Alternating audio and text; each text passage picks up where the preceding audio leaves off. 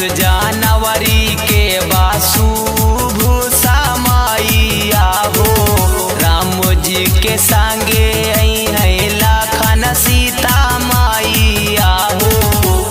पूरा भारत राही अयोध्या में खाड़, राम जी के चलो